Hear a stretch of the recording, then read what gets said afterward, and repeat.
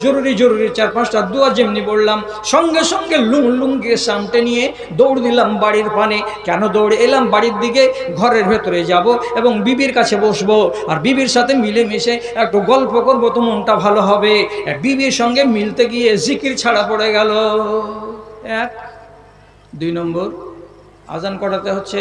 ওই যে 12:15টায় জোহরের আজান পড়ে। জামাত কয়টায়? তো 12:30টায়। তো বলছি, আমার ছেলে জীবনে কোনোদিন পিছে গিয়ে লাইনে দাঁড়িয়ে জোহরের নামাজের 1 রাকাত ছাড়েনি, 2 রাকাত ছাড়েনি। চিরদিন তাকে পূর্ণ রাকাতে দেখতে পাওয়া গেছে।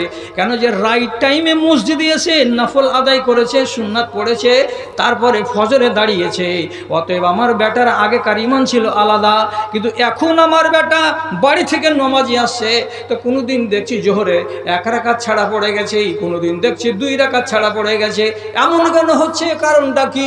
তো কারণ হলো একটাই, যে দিনের বেলায় বউকে নিয়ে গল্প করছে বসে বসে।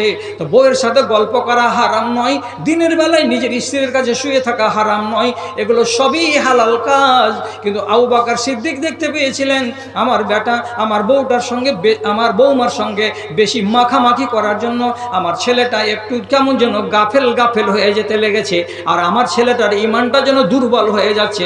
তার জন্য তাকে বলা হয়েছিল বউটাকে তালাক দিয়ে দাও। যাই হোক, সবাই বললেন যে না, বউটাকে ফিরিয়ে এনে দেন। 1 তালাক হয়েছিল, রাজাত করিয়ে নিয়ে বউটাকে ফিরিয়ে এনে দেওয়া হলো। আলহামদুলিল্লাহ, স্বাভাবিক জীবনে ওনারা ছিলেন, আর অসুবিধা কিছু হয়নি। প্রসিদ্ধ ঘটনা। তাহলে এইখানে হযরতে আবু বকর সিদ্দিক রাদিয়াল্লাহু তাআলা আনহু নিজের বেটার জীবনের ভেতরে হস্তক্ষেপ করে এই কাজটা কেন করতে গেছিলেন?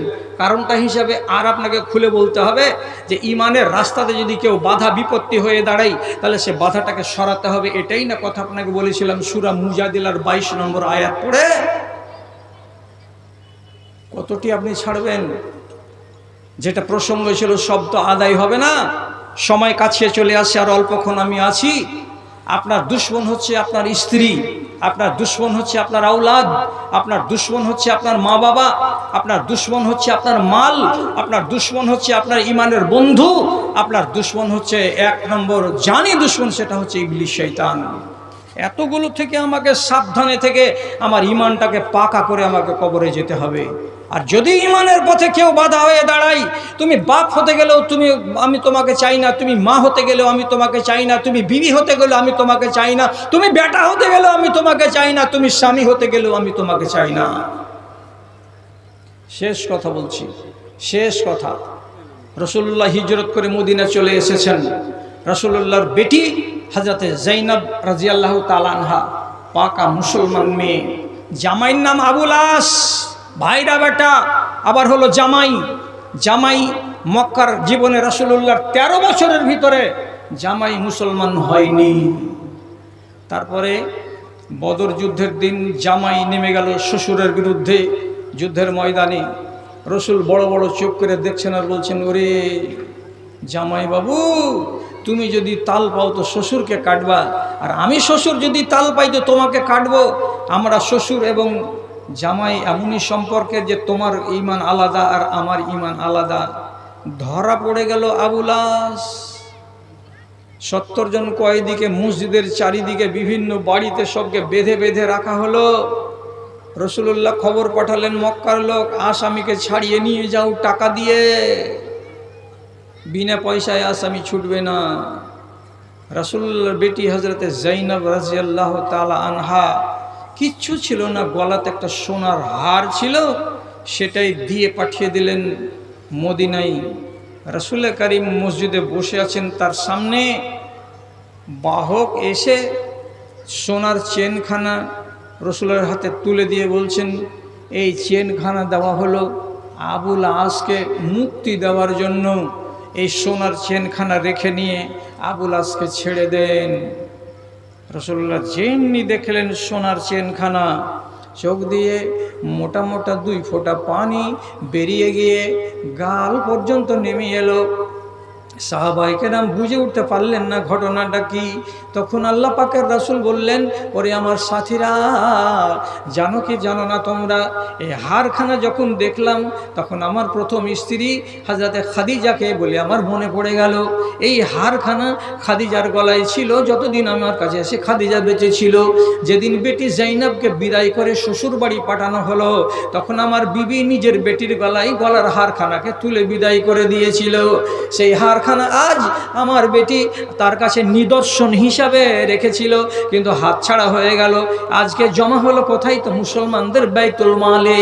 এর বিনিময়ে জামাই আবুল আসকে ছেড়ে দিতে হবে, না হলে সে ছাড়া পাবে না। রাসূল আরজি জানিয়ে বলছেন, সাহাবীরা, তোমরা যদি আল্লাহর ওয়াস্তে হারখানা ফিরিয়ে দাও আর বিনা টাকাতে যদি আবুল আসকে ছেড়ে দাও তো বড় ভালো হয়। সাহাবায়ে কেরাম রাসূলের কথা শুনে জি জি জি আপনি হার ফিরিয়ে দেন, বিনা পয়সাতে আবুল আসকে ছেড়ে দেওয়া হবে। ছেড়ে দিলেন রাসূলুল্লাহ, হারখানা দিয়ে দিলেন জামাইয়ের হাতে। আর দেওয়ার পরে আবুল আসকে সামনে খাড়ো করে বলছেন, ও বাবা, খেয়াল করে শোনো কথা, এতদিন কানুন আসেনি ইমানের এবং ইসলামের, আজকে কানুন চলে এসেছে আমার কাছেই। তার জন্য বলছি, আজ 13 বছর হয়ে গেল, 14 বছর হয়ে গেল আমার বেটি ইমান এনেছে, আর তুমি আজ পর্যন্ত ইমান আনতে পারোনি। তুমি হলে কাফের আর আমার বেটি হলো ইমানদার, তোমার কাছে আমার বেটি থাকতে পাবে না। এই জন্য তোমাকে বলছি, বাড়ি যাও, আর বাড়ি যাওয়ার পরে তুমি আমার বেটি জাইনাবকে আমার কাছে ফেরত করে দাও। শুনলাম? জি শুনলাম।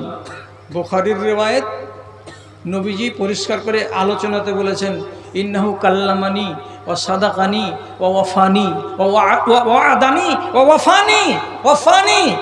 এই লোকটা আমার সঙ্গে কথা বলেছে, আমাকে বিশ্বাস করেছে এবং আমার সঙ্গে আহাদ করেছে, আর আহাদ করার পরে সে নিজের আহাদটাকে রক্ষা করেছে। বাড়ি গেল, আর বাড়ি যাওয়ার পরে তার ভাই আর একটা গোলামকে দিয়ে রাসূলুল্লাহর বেটিকে উঠে বসিয়ে মদিনা পৌঁছে দিল। বিবিকে বলছে, বিবি, আমি মুসলমান হতে পারিনি, আর এই জন্য তোমার সঙ্গে আমার থাকা চলবে না, এবং রাসূলুল্লাহর সাথে ওয়াদা করেছি যে তোমাকে ফিরিয়ে দেব। কেন যে রাসূল বলেছেন মুশরিকের কাছে আমার বেটি থাকবে না, ইমানের চ্যালেঞ্জ এটা, তাই তোমাকে ফিরিয়ে দিলাম, যাও তুমি তোমার বাপের কাছে চলে যাও। বাপের কাছে চলে এলেন, স্বামীকে ত্যাগ করে দিতে হলো। কি কারণ? কারণ হচ্ছে ইমান। যদি ইমান টিকাতে চাও, লোকটাকে মুসলমান বানাও, আর যদি লোকটাকে মুসলমান বানাতে পারবে তো তোমরা দুজনই মুমিন মুমিনা হয়ে বাঁচতে পারবে। আর যদি লোকটা ইমান না আনে তো তাহলে একটা বেঈমানের কাছে তুমি আমার বেটি মুসলমান হয়ে থাকতে হরগিজ পাবে না। কি করতে হবে? বেটি মেনে নিল, ফয়সালা কার? নিজের বাপের। লম্বা কথা, আর 3খানা মিনিট হাতে আছে, এই 3 মিনিটে কথাকে শেষ করে দিচ্ছি। তারপরে আবার আরেক দিনের কথা। ধন মাল সমেত আবুল আস ধরা পড়ল মদিনায়। তার মালগুলোকে সাহাবায়ে কেরাম রাতের বেলায় লুটে নিলেন। এবার আবুল আস মনের দুঃখে রাত 3টার সময় নবীজির বাড়ির কাছে এসে, যেই ঘরের ভেতরে থাকতেন হযরতে জাইনাব, জাইনাবের ঘরে ঢুকে গেছে। আর যাওয়ার পরে কাঁদতে কাঁদতে বলছে, জাইনাব, আমি বেদিশা হয়ে গেছি, তুমি আমার হাত ছাড়া হয়ে গেছো, বড় জিনিস হারিয়ে গেছে আমার। 2 নম্বর কথা, হাজার হাজার টাকা লাভ কামাই করে সিরিয়া থেকে বাড়ি আসছিলাম, সাহাবায়ে কেরাম রাতের বেলায় কেড়ে নিয়েছে। এখন আমি নিঃস্ব, আমার দিশা হচ্ছে না যে আমি কোন দিকে যাই, কি করি। রাসূলুল্লাহর বেটি নিজের স্বামীকে ভুলতে না পেরে ফজরের টাইমে মসজিদে নববীর জানালাতে গিয়ে আওয়াজ দিয়ে বলছেন, মুসলমানেরা কান খুলে শুনো, আমি নবীর বেটি জাইনাব বলছি, আমি আমার বিগত দিনের স্বামী আবুল আস মুশরিককে নিরাপত্তা দিয়েছি, তোমরা কেউ তাকে মারার চেষ্টা করবে না।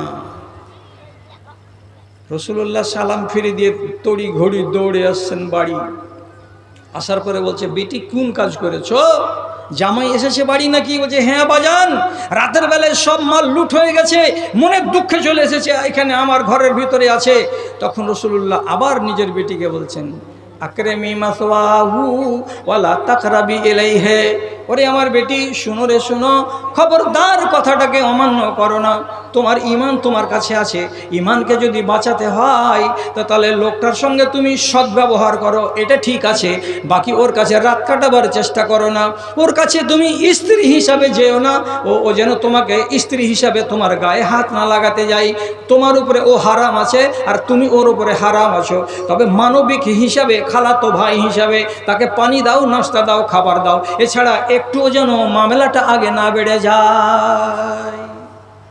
রাসূলুল্লাহ নিজের বেটিকে বলছেন, বেটি ঈমান বাঁচাতে হলে জামাই ছেড়ে দিতে হবে। বেটি বলছেন একদম লাভবাক, আব্বাজান এ যদি ঈমান কবুল না করে তো আমি যেমন আলাদা হয়ে গেছি তো গেছি, আমি আর ওর কাছে যাবই না। শেষ পর্যন্ত লম্বা ঘটনা, তারপরে আবুল আস ঈমান কবুল করতে বাধ্য হলো। ঈমান যখন কবুল হয়ে গেল তখন রাসূলুল্লাহ ওই সংসারটাকে সাব্যস্ত রেখে দিলেন। আবার হযরতে যায়েনব রাদিয়াল্লাহু তাআলা আনহা তার সঙ্গে সম্বন্ধ করতে গেলেন, সংসার গঠিত হলো। তাহলে তার আগে রাসূলুল্লাহর হুকুম অনুযায়ী তার বেটি হযরতে যায়েনব স্বামীকে ছেড়ে দিয়েছিলেন। কেন? ঈমান বাঁচবে তবে বলে।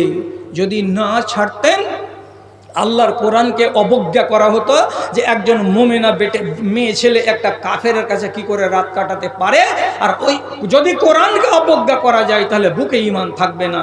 এই জন্য মেনে নিয়েছিলেন আল্লাহর ফয়সালা এবং আল্লাহর নবীর ফয়সালা। ভাইয়েরা আমার, দাদারা আমার, সকলের কাছে আমার বিনীত নিবেদন, ঈমানটাকে টিকান। ঈমান হলো মূল সম্পত্তি, মূলধন। ঈমান আছে তো সব আছে, আর ঈমান যদি না থাকে কোনো জিনিসই আপনার কাছে নাই। বাড়ি গাড়ি, ধন দৌলত, জমি জিরাত, টাকা পয়সা সব আছে, কিন্তু ঈমানটা নাই। চলে এসছে না?